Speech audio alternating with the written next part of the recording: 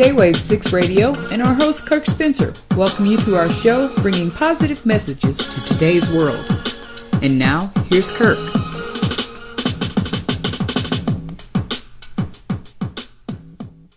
Hello and welcome to K-Wave 6 Radio. Today my guest is Chad C. Meeks. He's coming back for a second interview. And he has the movie that's working on it right now called Giant Rock, the Movie. And it's about his uncle, George Van Tassel, who he was going to explain this a little bit much better than I can. But George got involved in just after the 1947 UFO crash in Roswell, New Mexico. And some of the people that he used to work for, some of the people he used to hang out with, that even Chad got to meet some when he was a youth. Oh, and by the way, if you haven't seen an interview from George Tassel, just put in George Van Tassel, V-A-N space T-A-S-S-E-L, on YouTube.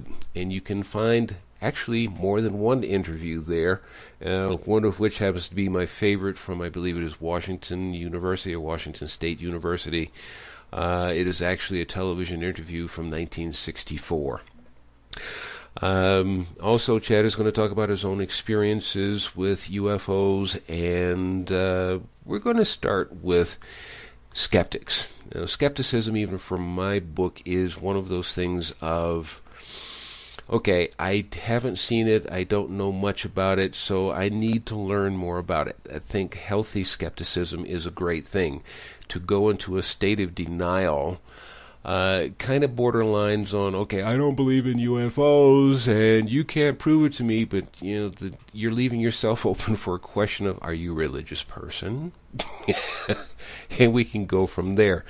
And if you go from there, just go from beliefs. And there's been a lot of history that's been going on about the Sumerians and how they have had the ancient Sumerians who had contact with extraterrestrials, or if you're one who is a Christian, or let's just say first you're Jewish, you think of Elijah and how he departed into heaven in a flaming chariot of fire. Okay, or you're Christian, Jesus, after he was died and he came and talked to his disciples, he ascended, he floated off into heaven. Okay, so there are things that you believe in, which, as I've said from many times, the author of Dune, Frank Herbert, says, beliefs can be manipulated. Knowledge is what's dangerous. So, with that, Chad, welcome back to the show, and I'm going to leave it to you. Start where you want. Hey, Kurt, glad to be here again, chatting with you about the various subjects and things like that. And incidentally, I enjoy skeptics. I enjoy honest, sincere skeptics. Mm-hmm. And there's a huge difference because I get around quite a bit, promoting the movie Giant Rock, the movie. And I don't mind skepticism at all. In fact, it actually makes me think also, because although I'm not evangelical regarding the whole extraterrestrial, not only movement and existence and things like that, I frankly, I'm not too concerned about whether people believe. So I'm not an evangelist. But I've had some interesting experiences. One with a panel out of Los Angeles, and one of the guys was he was contemptuous. It wasn't skepticism. It was just contempt and personally attacking me, asking if I had mental health issues and things like that regarding this. And then I think he was trying to be clever, trying to get himself up there. But what it did, it diverted away from the real topic of the day and really the big question that we all have, which is there life on other planets, extraterrestrials, that have actually visited here? And I always get back with people and I ask them, I answer their question, if it is a legitimate question, with a question. And I say, okay, we've proven that since the Big Bang Theory, or at least scientists have proven, that there are over 100 billion galaxies similar to the Milky Way. And what would be the chances, or let's say the probabilities, of another civilization out there, another species, higher intelligence, whatever, would have the capabilities and advanced technology to visit other galaxies and planets? Okay, mind you, that we're talking about 100 billion, and therefore we're here on planet Earth, and some of our technology is actually evolving where we are going to soon be able to actually do that. Well, what is the probability that there might be at least a couple of intelligent life forms out there with that ability? And you know, I never get an answer from a skeptic on that one. I mean, it's simply, you know, they say, well, I don't believe in it, and I haven't seen one, and so I'm skeptical, which, you know, we're all one away. So that's my answer, Kirk, on that subject. Yeah. All right. Let me ask you something here. Let's work backwards to your uncle, George Van Tassel. We're talking about skeptics, and we're also talking about there is a movement that goes just the opposite direction, not of skeptics, but of denialists, that are part of the UFO movement. And when you said that, it reminded me of the movie, the movie 2012 with John Cusack, I believe it was. And at the I think it was that movie, but at the beginning... No, it wasn't that movie. Anyway, there was this like an end of the world event, and this girl that was working in an office, she goes, "Oh, that was Independence Day." That's what it was. Independence Day, yeah. Yeah, that's right. She goes to the rooftop with a bunch of other people welcoming the aliens, and it's kind of like they go to the extreme and the other way from the denialist. And they're trying to be, as you said, the evangelist for UFOs. And kind of, if you will, start from there and then go back into how your uncle, George Van Tassel, got started in this before we take our break in roughly 7 minutes. Okay, sure. You know, how he got involved, and like many people, it's almost by induction. You know, there's an event that occurs, an undeniable event that occurs, and it leaves such an indelible imprint on your, on your psyche and on your brain. Literally, there's actually, you know, they do medical tests on people after they've had it. There are changes that occur. I had an abduction experience very early on, and the next day, the physical, I had a very high temperature and stuttered profusely. So there was a physical, actual thing that occurred. There's a lot of destabilization with pilots and people, usually, that they have trouble with dealing with because it takes them out of their so-called reality as far as that. But I digress. To answer your question, my uncle, how he, he was involved. He was flying around L.A. as a flight engineer, and so he had a couple of experiences early on as sightings, that was able to see them, and that was early on. But it was, again, when you talk about UFOs, unidentified flying objects, and things like that, that's just what they were for him at the time. And that's a huge difference. So, okay, hold on a second. Who did your uncle work for? He was a flight engineer, but for what company? Several of them. Lockheed, which is now Lockheed Martin. Douglas, which is now McConnell Douglas. You do all these mergers, and actually used for work directly for Howard Hughes Aircraft as a flight engineer. Mm-hmm. And so he was in the Hughes organization. He was number three as far as within that. So he actually had access to Mr. Hughes simply because he was mechanically gifted, and he was a brilliant guy. And Howard Hughes obviously is extraordinarily brilliant. And my uncle had a lot to say for that time period on so many different things. So as far as having an interesting conversation, and by virtue of you'll be able to see things on YouTube and some interviews. You get the fact. It just beams out. I mean, it's just natural intelligence. So I could see why he would actually have this kind of contact and influence with somebody like Mr. U. So yeah, that's so he actually was doing that with out there, and then of course in '47 he had decided to kind of extend his thing, and we're looking to go to had essentially camped out at Landers since 1930 through a guy named Frank Kreitzer, and so he went out there and with the intent, and he'd learned some things from Frank Kreitzer, and with the intent of making contact on a regular basis. Now, is this Frank Kreitzer, was he the one who, in our previous interview, the one who lived in the rock or hollowed out this rock and lived in it? Yes. Yeah, Mr. Kreitzer, a German immigrant, had came out there in 1930 and first had met my uncle and his uncle in Santa Monica.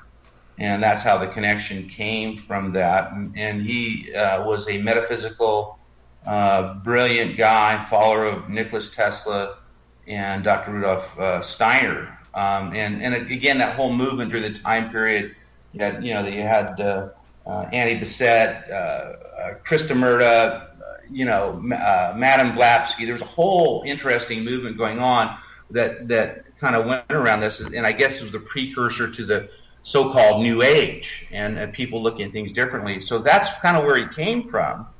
And so what, in fact, Mr. Kreitzer showed my uncle how to channel entities and things like that. And he did create this house inside of a rock, an 8-story freestanding boulder that was perfectly climatized in the summer. It was cool in the summer and warm in the winter. And where he had positioned where the sun would arise and do this, I mean, just sheer brilliance. Even down to he actually had brought in air, inside of this. Just everything worked very, very well. It was really a wonder as far as how people can, and especially during that time period, could figure out how to do all this. Yeah. Well, there was this guy, I'm going to divert just a little bit. The guy that was in Florida that built the coral gardens, and he did it all by himself with coral rock that was tons, and he moved this rock by himself. It's not so much, at least from my knowledge, is that what we have these days is just basically borrowed and butchered, actually, in some cases, from ancient knowledge and wisdom. Yeah. Well, again, you can think in terms of we have, pyramids literally all over the world that, we can't understand how they could be cut with such precision and how they could be actually moved. Mm-hmm. These are still mysteries that people have never really, they claim they think they know how they had done it, but literally, some of it just defies any kind of logic. But what it means is that I think that in the times past, we had a closer tie with intelligence from other planets. I think there was a more direct relationship with people from Sirius or wherever that were actually influencing and showing us technologies that I think have probably disappeared for a whole bunch of reasons. I don't know. You can go to the Atlantis thing, that we became too dangerous and we're at risk of killing ourselves, which is, actually we have nuclear capabilities. We have, I guess nothing's changed. Yeah. You're kind of getting into my show from this past Tuesday when I was just talking about there are things that we can change and there are things that we cannot change. And if you look at life as I tend to do, I'm not saying that everybody does, but if you tend to do that, you understand that we are not the creators of our universe, and I don't believe that we are just here by some quirky coincidence, besides the fact I'm not one who believes in coincidences. Everything happens for a reason, whether you can explain it now or not. There is a reason for everything to happen. And I feel sorry for those people who actually look at life and so if I can't explain it, it doesn't exist. Well, how can you, I've talked to many people in my lifetime that some actually believe that God is some being, a corporal being, a body, the floating around in space somewhere beyond the scopes of a telescope, or is invisible or whatever, and this being can see everyone on Earth at the same time. But if you're physical, how can you see everybody at one time? Right. I think you're referring to the Santa Claus God who's checking a list, checking it twice. Basically. Yeah. Yeah. Well, one to see who's been naughty or nice. Yeah. I know that God. I don't. The explanation for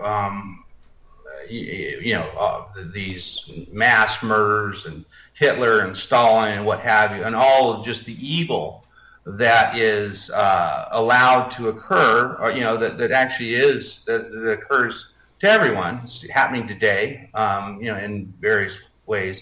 That Santa Claus God is really would turn out to be quite evil as far as to allow that kind of stuff to happen. If in fact he is checking a list, checking it twice, that's why that God is really discredited, and that's the whole I guess the Christian motif from a fundamentalist slant is if you're good, then you're blessed. If you're bad, but they don't have an explanation how sometimes bad things happen to good people. And when they say that, it's the first thing that comes out of their mouth is it's God's will. I don't believe it's God's will. Yeah. We're going to come back to that one in a moment because we're getting into very close to doing something from George Carlin. But we're going to take a break. We'll be right back, folks. Stay with us with my guest today, Chad C. Meeks of Giant Rock the Movie.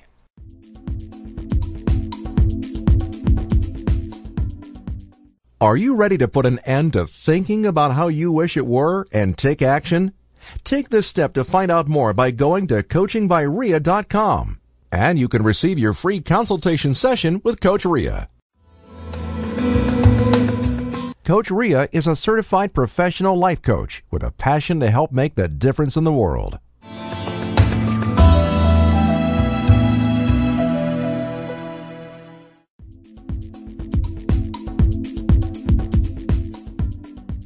And welcome back. Today my guest is Chad C. Meek of Great Rock the Movie.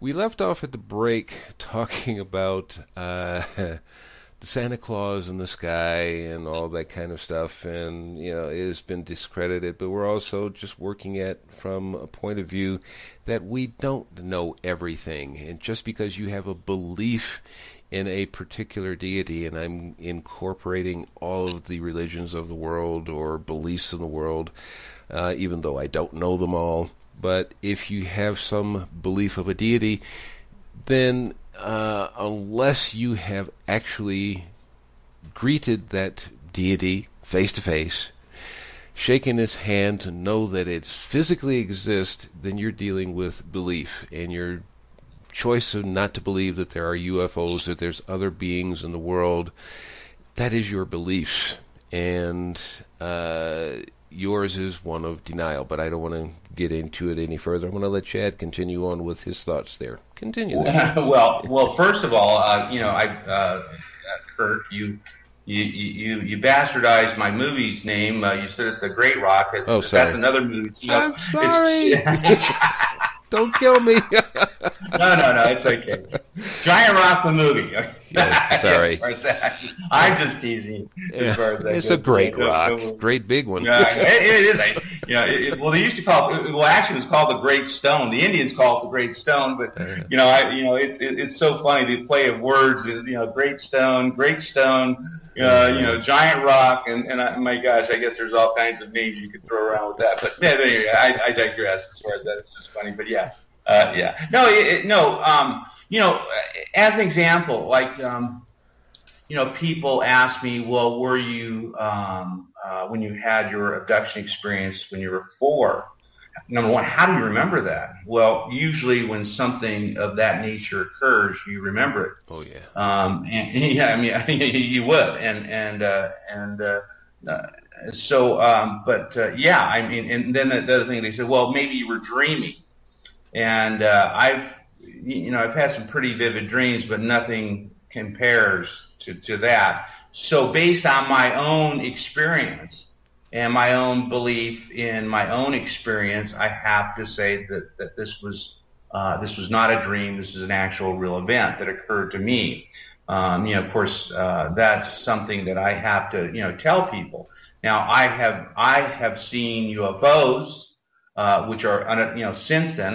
Most of my things that occurred to me were from 4 to 8 on a personal nature, but then from just standing by, I've witnessed a lot of UFOs, which were just that, unidentified flying objects, okay? Mm-hmm. They weren't, it's not a belief thing. I mean, I could not identify these flying objects, and they worked in such a, and traveled in such a different rate of speed and direction and all this stuff, so it was just that, okay, which is fine. But when you talk about, this whole belief system, and in many respects, I keep everything very simple when I talk about that. I guess similar to, some of the, which I actually think, some of the 12-step programs are probably the closest thing to Gnosticism or whatever, which I think is the perennial religion that pops up over the centuries, where it's just this higher power, higher God, and so I keep it very simple. I don't put Santa Claus picture, or I don't put a Jesus on a cross. I don't do that. I don't ritualize my God, and maybe that has to do with both my UFO experience and my Native American heritage. It's really more in terms of that, and I kind of have to deal with what I do know, or at least what I think I do know. I guess that's the whole paradigm. But yeah, it is. I'm always amazed, like, as an example, when people tell me that they're skeptical because they haven't seen a UFO directly. And then, of course, the next question is that, well, you are a Christian, right? Of course, everybody's a Christian, and even if you're a Muslim, Jew, if somebody asks you if you're a Christian, right? Everyone's a Christian, right? Yeah. So, yeah. Very few people will correct you on that, but oh yeah, sure I am. Yeah. And I said, well, did you actually see Jesus? And well, no, but it's written in the Bible. So you always really understand where people are coming from, as far as within their, and literally when you think about all this on some really serious misguided beliefs, there have been people annihilated in our world, in our even recent history, based on a belief. Yeah. It is crazy. It is very, very strange, Kurt. Mm-hmm. Oh yeah. Well, I don't want to get into a religious thing here, but not that you and I would disagree, but the point basically is that I just want to continue on with this. Now, going back to UFO, you and I had spoken about this before, about how before I ever saw one up close, which is kind of like, it was weird, it just passed by.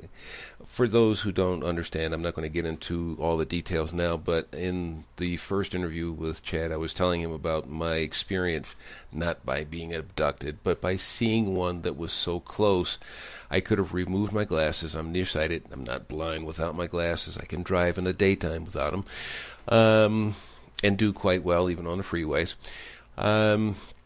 But I could have removed my glasses, had a .22 caliber handgun, and shot this thing square dead on. It was just that close. And it was silent. It was bizarre, but it was there. But before that, I used to stand out on my balcony at night and just look at the stars.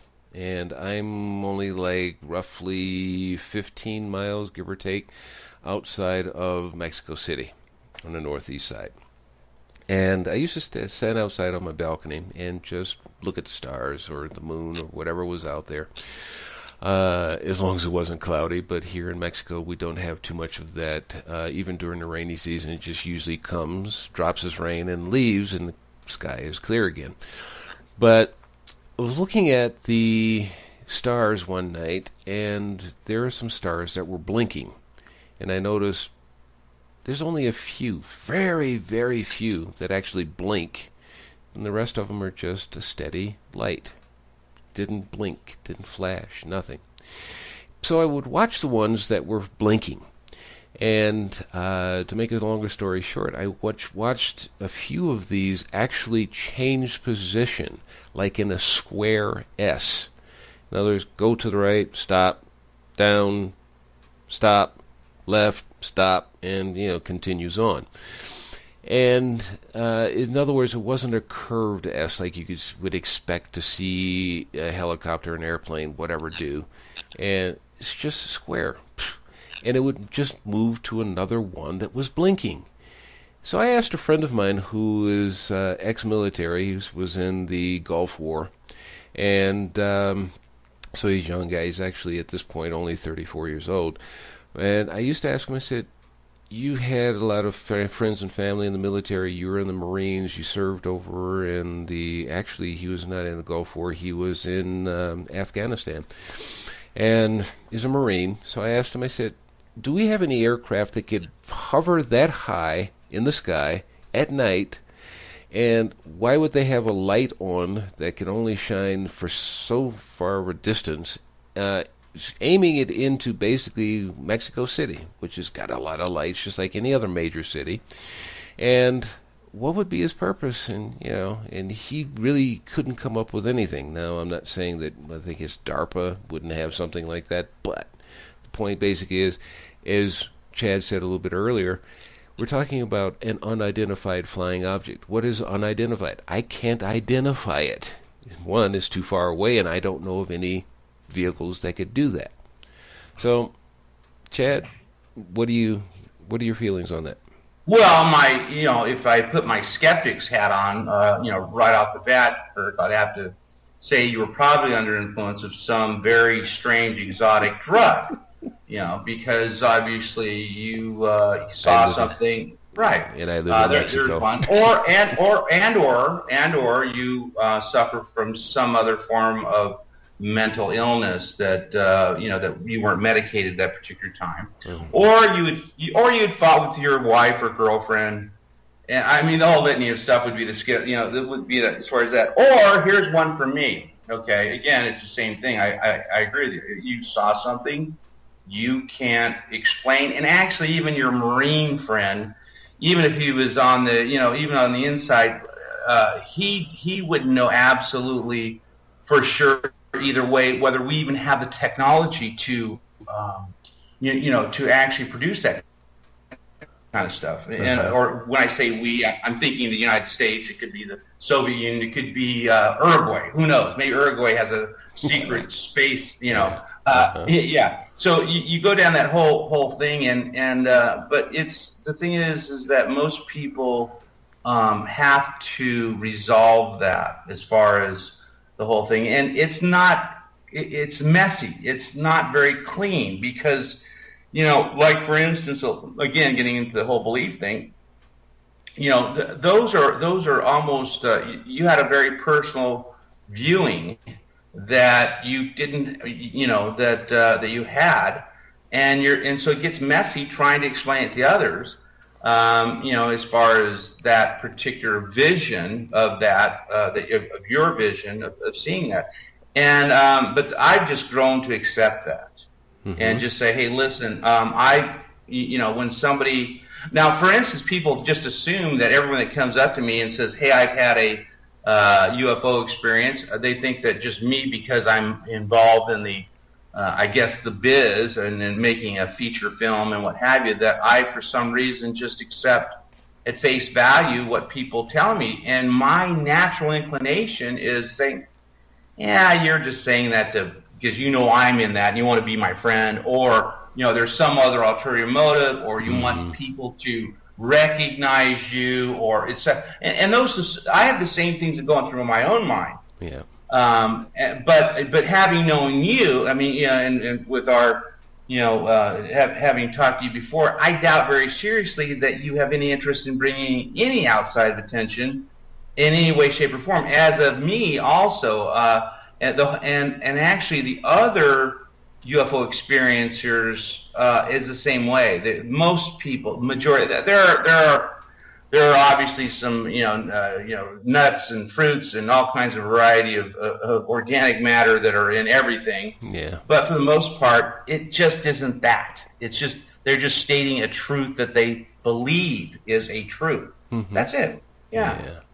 All right, we're going to take a quick break once again, and we'll be back in a couple of moments with my guest, Chad C. Meek. And we're going to continue on with our interesting discussion about UFOs and, right now, experiences and validity. So hold on, and we'll be right back.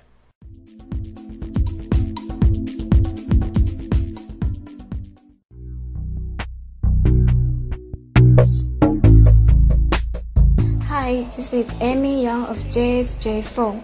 We are providers of junior iPhone, iPad, iPod, also Samsung, Sony, Nokia parts and accessories at very good quality and low prices. We sell to individuals, and companies have 3 to 5 days delivery time by DHL or UPS. We do delivery in 24 hours after payment confirmed. For more information, see our website www.jsjphone.com www.jsjphone.com. Contact me, Amy Young, mailbox emy@jsjphone.com, or by phone 0086 134 1869639 by Skype emy.yang2012.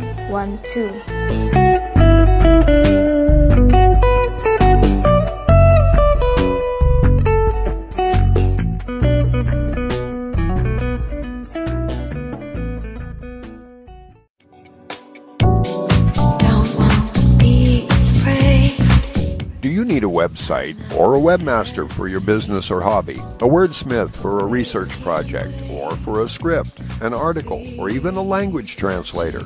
Do you need an audio or visual project created or edited? Contact K-Wave 6 Productions at www.kwave6productions.tk for all of your website, writing, and audio and visual needs. Our rates are competitive and our services are excellent. That's K-Wave 6 Productions at www.kwave6productions.tk, or email us at info@kwave6productions.tk.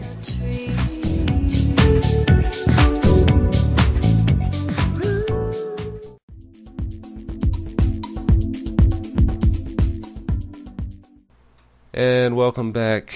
My guest today again is Chad C. Meek of Giant Rock the Movie. This time I said it right. Yes! Yay! Yeah, I had to remember that from last time. Not Great Rock, Giant Rock. Yes, Giant Rock the Movie. Before we took our last break, we were talking about UFOs and the validities, especially of those who have seen them. And we're talking about those who are skeptical. Yeah, I saw something, and not only did I see it, I showed it to a friend of mine that happened to be there at the time. Just, hey, tell me if I'm just not seeing this, or are you seeing it as well? And they confirmed they saw it as well. And no, nobody was drinking, nobody was on drugs, nobody had medication, anything along those lines. So, anyway, getting back to what Chad was talking about, yeah, there are people that are skeptical. There are those who okay, I'm interested in it. And then you have those who are, oh man, I want to be on your show. Can you put me on your show? I had an experience too. Sure. It's so, as far as, skepticism and things like that. I mean, obviously, I have, the scales were I would say, surgically removed from my eyes, contrary to most people who, as very young children, you're taught what to believe, what not to believe, as far as this. You get in all this kind of various prejudice. And I was in deep conflict my whole life about this, because I knew what I had seen, but I didn't really have the people around me that I felt, and this is even with my uncle, because I didn't want too much of this to get out, because for fear of it was so different and out of the mainstream that I didn't want to, I just didn't want to come out and mention it. I mean, I just didn't. It just didn't. It seemed so, unbelievable. And there's so many instances of this, even dating back to when Columbus landed in the Caribbean, and the Native Americans literally would not recognize. They had ships that were just, they could literally jump off and walk on the shore, but the Indians would look at them for weeks and would not recognize that these guys in these silver helmets and all the other stuff from Spain were out there. Mm-hmm. So we do that. It's a really tricky thing, because and we do that a lot of times with people we love. We'll actually overlook things that they do, and we conveniently compartmentalize this whole thing. So it's an unnatural natural behavior. I often wonder why, but for me, I never had the opportunity or choice to basically to do that, because I was always in deep conflict. I knew what I had seen and what have you. Another issue that an event that occurred, which is really with my uncle, and this is really what I guess made him famous, is the DC Flyover Event, which was probably the most documented and most seen, with the exception of maybe the Arizona lights, that any group of people have ever seen at one time, that occurred in July of '52. And now my uncle didn't see that. My uncle received that from, and you can imagine skepticism.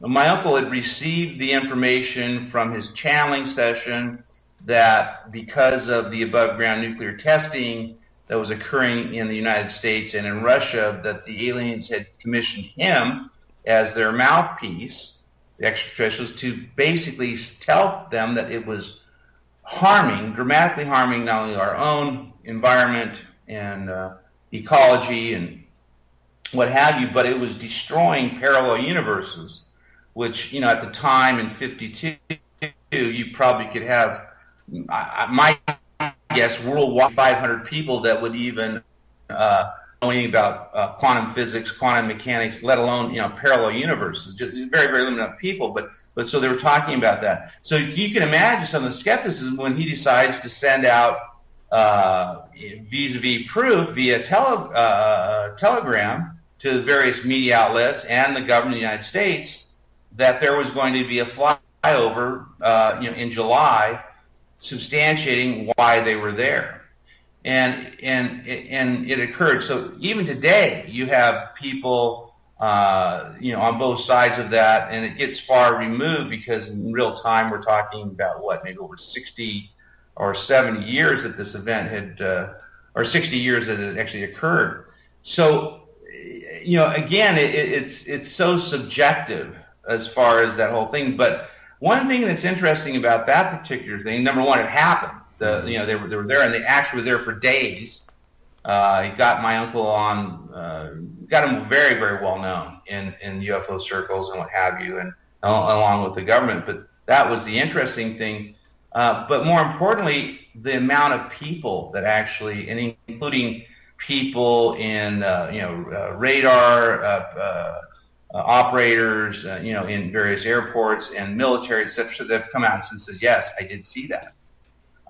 So we have this cat and mouse kind of thing going on between the skeptic and people that have had these experiences that they can't deny. And I think that which brings me to my mother, God bless her and rest her soul, and she was a Cherokee native and just beautiful, beautiful woman, but very, very tall. very, very, very, very strong woman. I mean, strong, as in so many ways. But she didn't believe a word with my uncle with what he was doing or what have you. And because of a lot of the Judeo-Christian thing that was, it just was kind of diverting her attention until her and my sister had a flyover fairly close by an unidentified flying object. And after that, because she had her own experience, she wasn't critical of what my uncle was saying was occurring. And so I tell all the skeptics and disbelievers and whatever they are, hey, you're only one sighting or one experience away from being a believer. Yeah. So.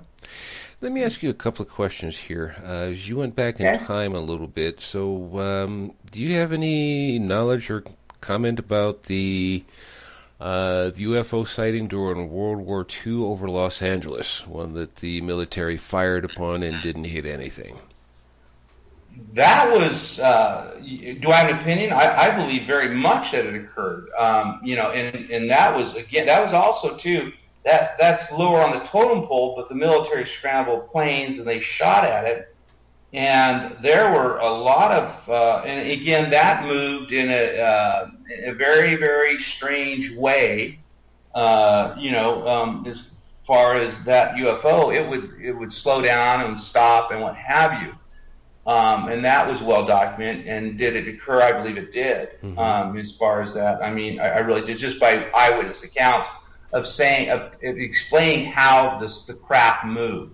Yeah. That's the real, that's what separates the satellites from the helicopters, from the planes, and all that stuff. It actually has to do in the physics, in the movement, and what have you. And so especially during that time period, if you have a stationary craft in there, which, again, I don't know for 100% certainty that we didn't have, that there wasn't a craft out there, but I highly doubt it.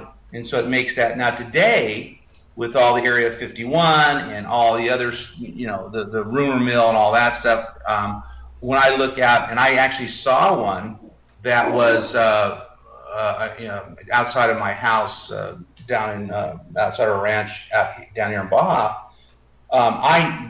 just because of the sheer movement of it, I knew it was,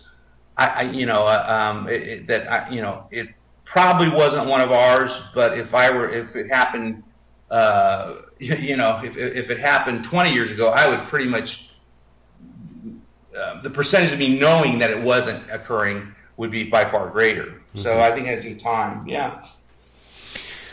So let me ask you, there's two other incidences, and we're going to go more recent in time. I think they were about 2 years ago. Don't quote me on the exact time. But it was in news services in China, and it reached even as far as the English-speaking world, where in China they spotted UFOs over an airport, which caused them to close that airport for some, I don't remember the amount of time they closed it for.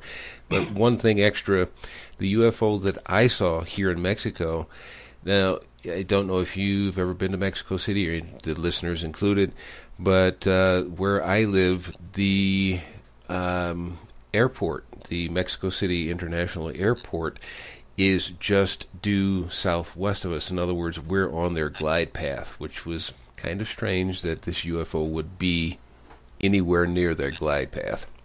Anyway, Chad, China and Chicago. Actually, one thing, they're usually, this is what I've learned as far, they essentially carry their own energy. They're literally on some other, atmospheric type bubble that, and that's what allows them to move. So they're apparently not affected by gravitational forces like all the rest of us. They managed, and this is the whole free energy, anti-gravity, thing that comes out with that. So, so being in a glide path, it would be like sit there, it's kind of like, it would be like moving your head as far as or blinking to get out of the way of an oncoming, jumbo jet or whatever that's coming at you. It just wouldn't be an issue, at all. Mm-hmm. So that I think is, as far as relevancy, as far as wherever they're at, and they also, a lot of them go in the water and exist in the water. So there's something that they break the law of. I mean, they break the law of physics, and which the law of, in a sense, you have to burn something that's what they don't play by those rules. Yeah. So yeah, that's different rules. Yeah. But also too we also know too at the subatomic level that completely breaks every known. And this is even encroaches on scientific beliefs. When you talk about these certain laws, or as far as that, you get the subatomic law, you can throw literally everything out the window. It works completely differently, and it operates on a whole different area. So what we have is this, in this holistic universe, and even on this earth, is we have things that are going on, at least I believe, that that defy science, logic, and what have you. So so that the more the more I know, the less I truly understand. Isn't that the truth? Isn't that the truth? Now, people don't understand that. People, there's a popular saying going around right now that says, smart people are always asking questions, and the idiots always have the answers. Okay. With that, we're going to take a quick break, so stay with us. We'll be right back with Chad C. Meek and the UFOs. Be right back.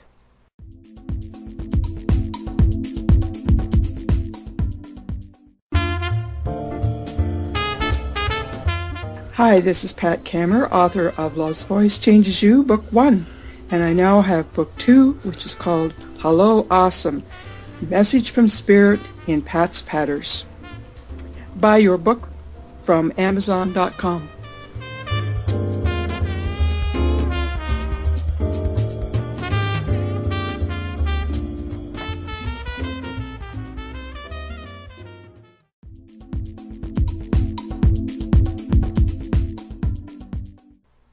Hi, and welcome back. Today my guest again is Chad C. Meek of Giant Rock, the movie. Chad has been talking a lot about experiences and mixing experiences with knowledge and so on and so forth. Knowledge, experience, wisdom, etc. And we left off talking about the possible energy source or whatever it is to propel these vehicles that defy our known laws of physics. Before we move on with that one, I did remember seeing, and it probably was this year, there are some UFO, well, I shouldn't say UFO, there are some electrical engineers that have gone as far as to prove, at least on YouTube. YouTube's a wealth of information because we know media doesn't go about saying, hey, we got an electric car that does, and these guys are driving these electric cars on test strips and showing you, hey, we don't need gasoline. But there's a guy out there that has shown it, and I don't remember the title of it, but I imagine if you were to go to YouTube and do a search on UFO flight abilities or something, I don't know, figure out your own question. This guy has created basically a ring where energy pushes out and up, and he showed how, not on the scale of flying through the sky at Mach 22 or something, but showing, at least in his lab, how this thing actually levitated and moved, and how in the center of all of this energy that's pushing it one way or another, in the middle, it's actually stationary. And if you use that same theory towards, whatever works on a small scale works on a large scale and vice versa, we know that our planet is enveloped in a magnetic shield that protects us and possibly even keeps us moving through space. For those who don't actually know, we are not a stationary planet in our solar system, and we don't just revolve around our sun, our star. So we're actually moving through space, and that has been something that even the ancients knew.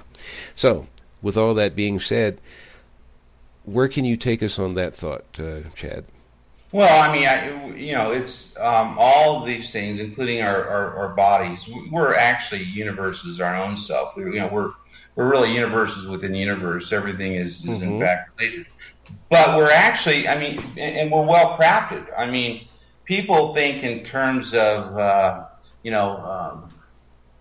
the human body is probably the most and understandably and understated the most well-crafted piece of machinery with so many different attributes of pure just genius that was occurred by trial and error. As far as that too. I mean, nothing. There is this one of the things. Everything is evolving to a certain degree. I mean, as well as it can. I think that there have been some interludes as far as civilizations, the ancient civilizations that have had a good handle on some various things. But overall, as far as a species go, as far as our ability to almost think, feel, from an abstraction, the various components. I mean, it's wonderful. The same thing goes for planet Earth.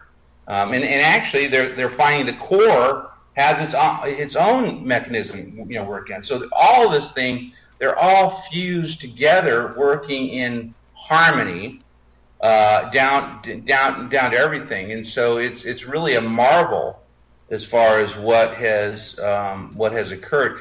Which also goes into the thing is the main idea where literally anything is possible. I mean, I kind of wonder.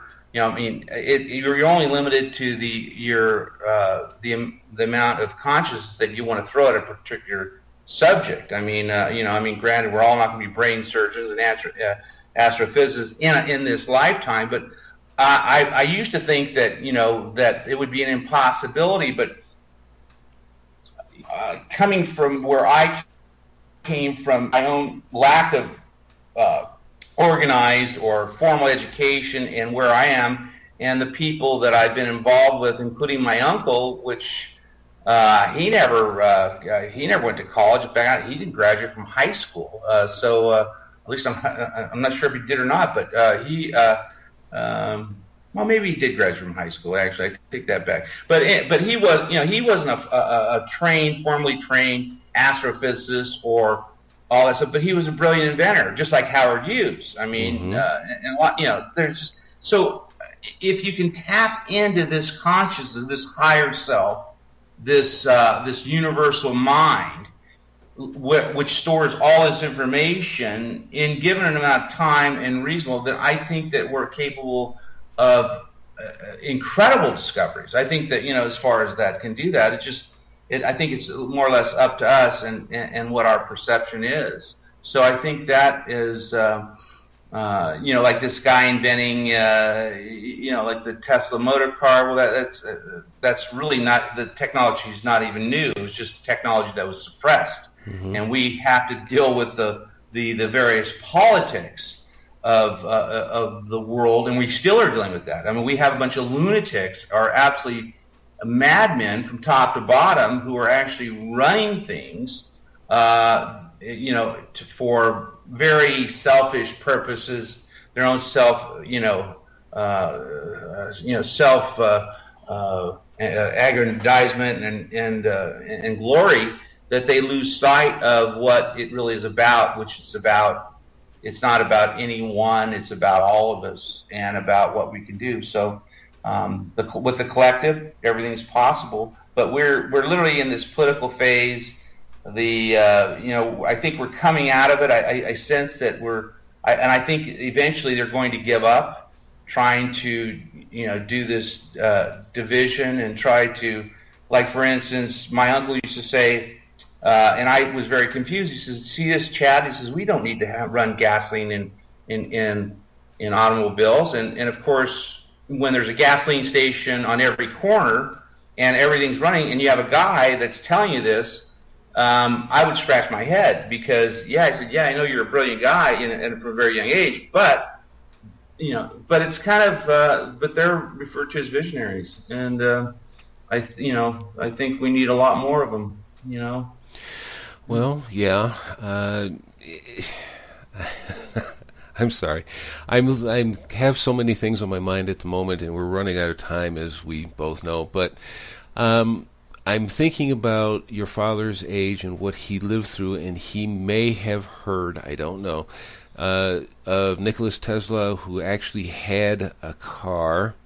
I wish I remember the model of the car, because what he did was he took out the engine, the gasoline engine, put in an electric motor, and I think it was an elevator motor. And he put that in the car, and he carried with him in his hand something that was small enough to fit into a briefcase, and it wasn't heavy. And he installed it into the car, into the driver's area, plugged the sucker in. The thing got over 60 miles an hour, and did not get overheated, anything along those lines. He ran the test, took the object that he had in the car with him out. Car wouldn't start or run without it, and nobody's heard of it since then.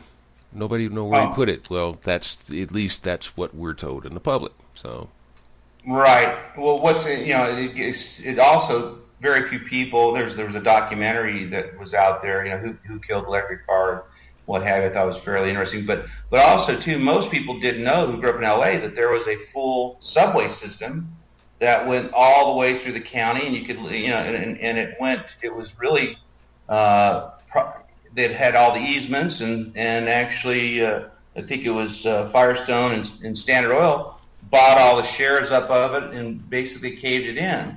So because of that action there, that's where you have that's why people in LA and what have you spend hours and hours trying to get anywhere, whereas essentially the most innovative, and at least the precursor, most innovative subway system in LA County, which would have alleviated a lot of suffering, isn't. So there's certain things that I mean, it's funny, and again, going back further, the Stanley Steamer, there was actually cars in patent that actually could go on water. So if you could in fact and had we developed all of that technology towards a steam motor automobile, then we'd have a different world. But you get these special interests, and even in Tesla's age, there was there was severe rivalry as far as with him.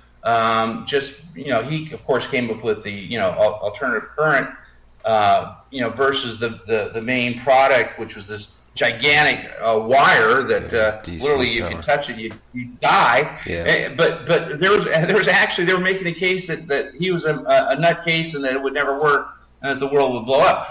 We always do that. We do this to our innovators for the most part, and unless there's some economic reason that person either can be bought out very early and essentially used for economic materialist, and just to be very clear, I'm not a communist. I don't believe in but there's there are certain things that think about it. We live in that world. You're talking about a Stanley Steamer, but you can actually I hate to use that word, so you can do an internet search on Detroit electric car. It was actually an electric car company that was built in 1921. Sure. So, I mean, if they had electric cars then, what's so new about a Tesla right now? Right. There's nothing new. There's really nothing new under the sun. And then again, too, I mean, it just, they in ancient, in the Rig Veda, they talk about flying flying carpets and all this, stuff here. So, and so I think that it really, it's I don't know who, and I guess it's up to us to break the chains of our oppressors, and that's one thing that's where I got rid of the Santa Claus God. Hence the the initial part of the show is that I think it's a lot of stuff's up to us, and and what we'll tolerate. Yeah, and matter of fact, one thing that you stated earlier, and I had to go find this in my computer here real quick. You're talking about people that didn't have higher education. You weren't sure if your Uncle George Van Tassel had a college or a high school education. And I think about a friend of mine that actually has been posting tests from the 8th grade back in around the turn of the century. And those tests back then were harder than what I even remember what was in college these days. So, yeah, we think that we're advancing in our world, and the innovators, the people like Steve Jobs and Bill Gates and all these people, we're talking about people that didn't finish their college education at some form or some level.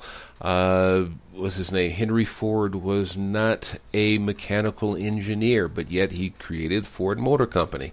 Right. Yeah, and all this, and just to kind of close my thought here, Steve Allen, the guy who was on television and was a comedian, so on and so forth. Eddie Gourmet. Yeah, and he had a college education, and one of the things he's quoted in saying is beware of assuming that credentials establish intelligence.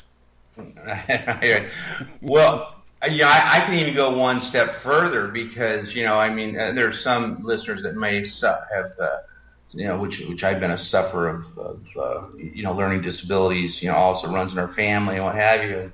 And of course, the founder of Virgin Airlines, he's a fantastic entrepreneur, and he's going to space. Okay, so he couldn't spell, but yet he go to space. But then I get into the history of that. Some of the not only bad spellers, people could barely spell. Okay, mm-hmm. Of course, one of the greater generals is General Patton. He was able to BS himself through the academy and become one of the greatest generals of our time. The other is George Washington, which I didn't know. Look at some of his writing. He literally he had trouble writing a complete sentence. He's the father of our country. The other one is Napoleon Bonaparte. So again, we get into this customary as far as what we think is hip and cool, and literally anything's possible as long as you're able to, don't get beaten down and kind of keep your head up and just keep going. Mother Nature will take care of you. Yeah. Exactly. There's things that we just don't understand, and to try to deny them out of existence doesn't work. These things are here for a reason, people, and what Chad has been talking about in his previous interview with me and today is keep your eyes open, question everything. There's a world of things that we eventually will see one day or another, and there's a world that we will probably never understand. But to close our minds to it and just saying, because I haven't experienced it, well, we can go back to some of the previous arguments and debates that we had earlier. So, at any rate, Chad, in closing, what do you have for us? Well, please go to our website, giantrockthemovie.com. You can keep up on our progress with that, with all our various goings on and what have you. And I, of course, go to all the socials, Facebook, and if you would like, you can tweet me. You can do that. Follow me on Twitter. And of course, and if you want to shoot me a personal email, chad@giantrockthemovie.com. We're moving forward, and the whole basis of our movie is really to do just that, is to profile a group of people that would not give up their own personal sense of what they had believed in, and they push back by just staying in existence, staying in the game against a tremendous force that wanted to squelch that whole idea of extraterrestrials and UFOs, when in fact they knew exactly what was going on. The various government agencies knew exactly who they were, and that's a big part of the show.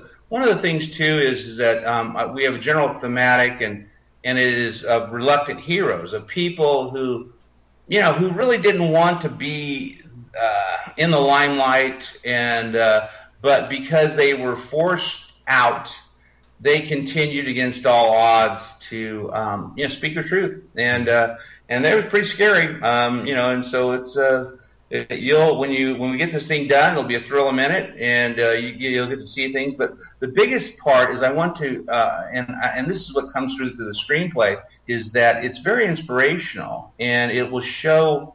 And I think that's what we need probably more today than any Megatron or Spider-Man 15 or things like that. We need to see real people with real hearts and real souls, mixed in, of course, with some really wonderful special and visual effects. I mean, we're going to have it all, but and the various excitement.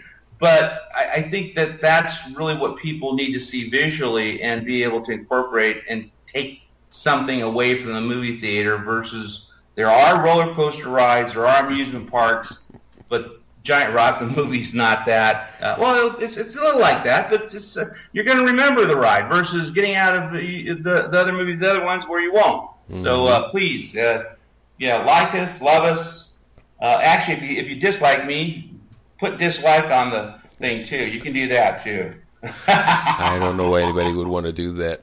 But we're going to bring the show to a close. And before I say thank you to Chad, I'm going to say, first, I want to thank all of our listeners for being here. Remember, we are on now 5 different ways of accessing us. This is through podcast.com, through Stitcher.com, through iTunes, and RSS feed, and we also have a YouTube channel. You can access all of that through our website, which is www.kwave6radio.tk. And if you have suggestions, or even if you want to email me through to get to Chad, whatever, you can do that, or even have questions for the next time we have Chad online. I don't know when that will be, but Chad also knows that he has also an open door here, so he wants to do a show. We'll just set up a time and we'll just do it for you. So if you have questions or suggestions, anything about the show, just send it to suggestions at kwave6radio.tk. I was getting to the .tk too quick. Suggestions at kwave6radio.tk. We'll answer you as soon as possible, and next time Chad is around, we'll ask you the questions if you don't talk to him directly, and take it from there. So, Chad, thank you very, very much for being here. And once again, what is your website address? Yeah, it's www.giantrockthemovie.com. And Kurt, thank you so much for having me. It's been a lot of fun as always, and I look forward to coming back. Definitely look forward to you coming back. So, everyone, thank you for being here. Chad, again, thanks for being here, and we'll talk to you again soon. Thank you for being part of our audience. For more information about K-Wave 6 Radio and the services we offer, go to www.kwave6radio.tk. Have a wonderful day.